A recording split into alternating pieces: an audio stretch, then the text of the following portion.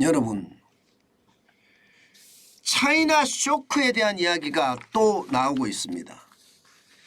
아무래도 위드 코로나 정책을 펴니까 중국 전역에서 코로나가 창궐하잖아요. 이 때문에 차이나 쇼크라는 말이 다시 등장하기 시작을 했습니다. 여러분, 이거 한번 보시죠. 중국 코로나19 누적 확진자 추정치입니다. 지금 현재까지 나오는 걸 보면 말입니다. 지난달 7일에 위드 코로나 정책을 시행하고 나서 말입니다. 현재까지 누적 확진자가 적게는 4억 명, 많게는 8억 명까지 확진이 됐다. 이런 전망 기사가 계속 나오고 있습니다. 문제는 여러분 여기서 끝나지 않습니다. 왜냐고요? 이제 춘제가 다가오거든요. 춘제. 1월 21일부터 1월 27일까지 우리로 말하면 구정이에요. 구정. 구정이 다가오기 때문에 어마어마한 사람들이 이동할 거다 이렇게 예상을 합니다. 적어도 20억 명이 이동할 거라고 예상합니다. 20억 명.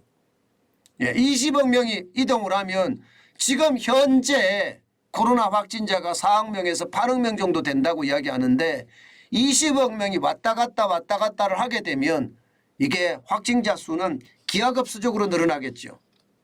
굉장히 빠른 속도로 늘어날 겁니다. 안 그래도 말입니다. 베이징도 그렇고 상하이도 그렇고 지금 난리라고 이야기하거든요. 특히 말입니다. 상하이 같은 경우는 한국까지도 지금 마비됐을 정도라고 해요. 지금 중국의 3대 항만이라고 이야기하는 선진 그리고 칭다오 그리고 상하이인데 상하이 항이 마비가 되면 말입니다. 전 세계 경제에도 어마어마한 영향을 줄 수밖에 없습니다. 왜냐하면 제품의 유통에 물류에 가장 큰 문제가 되기 때문이 지금 실제로 말입니다. CNBC라고 미국의 CNBC입니다. 이게 경제 전문 채널이에요. 여기에서 이야기하는 걸 들으면 말입니다. 수많은 근로자가 감염이 돼서 지금 공장 가동이 제대로 되지 않는다. 그래서 화물 운송 예약 취소가 계속 늘고 있다. 이렇게 보도를 하고 있습니다. 그만큼 심각하다는 이야기고요. 게다가 근로자의 50에서 75%가 코로나19에 감염이 돼서 지금 중국 제조업체들이 운영을 제대로 하지 못한다. 이런 얘기까지 지금 나오고 있습니다. 이렇게 되면 여러분 전 세계 시장에 영향을 미칠 수밖에 없는 겁니다. 여러분도 알다시피 4억 명에서 8억 명이다. 이 말이 틀리지 않는 게 말입니다. 지금 우리나라에 들어오는 입국자 중에 중국인들 확진자를 보면 어마어마합니다. 1월 6일 현재 258명의 지금 외국에서 들어온 사람들이 코로나19에 감염이 됐다는 게 밝혀졌거든요. 그중에 208명 80.6%가 중국인입니다. 게다가 중국에서 오는 비행기 속에서 말입니다. 모든 승객 중에 실제로 코로나19에 감염을 조사를 해봤더니 많게는 30%가 감염이 됐다 이렇게 나옵니다. 30%가. 그렇다면 여러분 중국 내부로 들어가 보면 어떻게 될까요? 중국이 인구가 한 15억 명이라고 예상을 했을 때 30%라고 이야기하면 단순하게 잡아도 4억 5천만 명이 감염이 됐다 이렇게 잡을 수가 있겠죠. 우리 지표로 보더라도 말입니다. 그만큼 말입니다. 지금 중국의 상황은 굉장히 나쁘다 이렇게 이야기합니다. 물론 이제 중국발 입국자 중에서도 PCR 검사를 받고 타기 때문에 좀 줄어들 것은 분명해 보이나 지금 중국의 코로나19의 감염은 쉽지 않다 이렇게 이야기합니다. 문제는 이렇게 덮쳤을 때 경제가 괜찮겠느냐는 거예요. 지금 현재까지 말입니다. 세계은행에서 보는 걸 보면 이게 중국 심각할 수도 있겠구나 이런 생각이 듭니다. 2022년에 2.7% 성장을 할 거다 이렇게 예상을 하거든요. 중국 정부는 5.5% 성장을 할 거라고 예상했습니다. 그런데 2.7%면 2020년 코로나 위기 때 2.2% 성장한 것과 별반 다를 점이 없습니다. 그러면 작년에 중국은 최악이었다는 이야기고요. 2023년도 지금 4.3% 성장에 그칠 거다 이런 예상을 하고 있습니다. 그렇게 되면 중국 전역에서 또 한 번 충격이 될 거고요. IMF는요. 2023년 성장률 전망치 4.4%로 잡고 있지만 이거 낮춘다고 이야기합니다. 이렇게 되면 세계은행도 낮출 수밖에 없거든요. 그러면 상황이 더 꼬여갈 가능성도 큽니다. 물론 긍정적인 요소도 있습니다.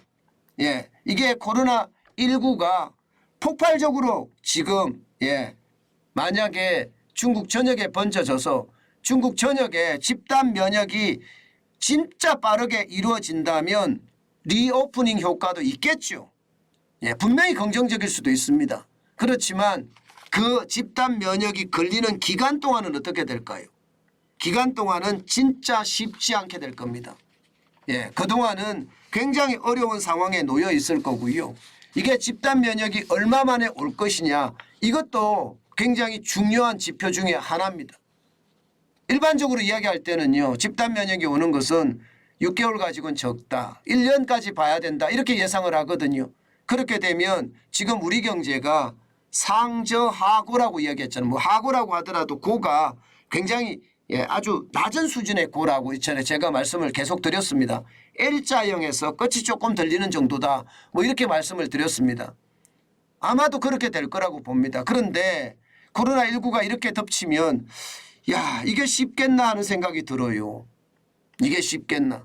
물론 장기적으로는 좋겠죠. 장기적으로는 위드 코로나 정책이 집단 면역이 돼서 리오프닝으로 가기 때문에 전 세계 경제에 장기적으로는 좋은 일이라고 이야기할 수 있지만 이게 단기적으로는 굉장히 나쁘다는 뜻이죠. 그러면 말입니다. 앞으로 우리 경제는 더 나빠질 수도 있다는 이야기가 되는 건가요? 단기적으로 나빠지니까. 세계적으로도 나빠지지만 우리 경제는 더 나빠질 가능성. 왜? 우리는 중국하고 굉장히 밀접한 관련을 맺고 있거든요. 당장 수출만 하더라도 2021년 기준으로 보면 25%나 의지하고 있고요. 심지어 원자재나 부품 수입은요. 29.3%나 의존하고 있습니다. 그렇기 때문에 중국의 상황이 좋지 않다는 것은 우리에게 더 나빠진다는 이야기가 돼요. 이미 기업인들은요. 나빠질 거라고 예상을 한다고 말씀을 드렸죠. 지금 실제 말입니다. 기업인들이 생각하는 지금 올해 경제 성장률 전망치는 1.16%입니다. 1.16%라는 수치는요. 이게 주요 투자은행들이 보는 평균치 1.1%하고 비슷합니다. 올해 우리 경제 성장률이 굉장히 낮아질 거라는 것 실제로 예상이 되는 대목이기도 합니다. 게다가 말입니다. 중국의 상황이 어떻게 정리될지 굉장히 중요한 지표가 되고 있습니다. 집단 면역이 반드시 일어나고 빨리 일어나야 될 텐데 늦어지면 늦어지는 만큼 시장의 충격은 크고요. 여기에다가 고금리로 인한 소비 침체까지도 굉장히 나빠지니까 우리 경제 성장률이 1.16%까지 밖에 성장하지 못할 거다 하고 기업인들은 답하고 있는 겁니다. 제가 여러분 투자은행들의 어떤 성장률 전망치나 기업인들의 성장률 전망치를 제가 이렇게 설명드리는 것은요. 이들은 절박하기 때문에 투자은행들은 돈을 투자해서 수익을 내야 되기 때문에 경제성장률 전망치를 볼 때 굉장히 아주 냉철하게 봅니다. 기업도 마찬가지입니다. 생존이 달려있는 문제이기 때문에 굉장히 냉철하게 보는 거예요. 그래서 우리 성장률이 1.16%가 된다는 것 이것은 우리가 이미 알고는 있지만 중국의 어떤 코로나 쓰나미가 다시 한번 덮치게 되면 이것도 더 나빠질 수 있다는 것 아마 우리는 이미 알고 있습니다. 그만큼 상황이 나빠진다. 좋지 않다. 그 말씀 다시 한번 올립니다.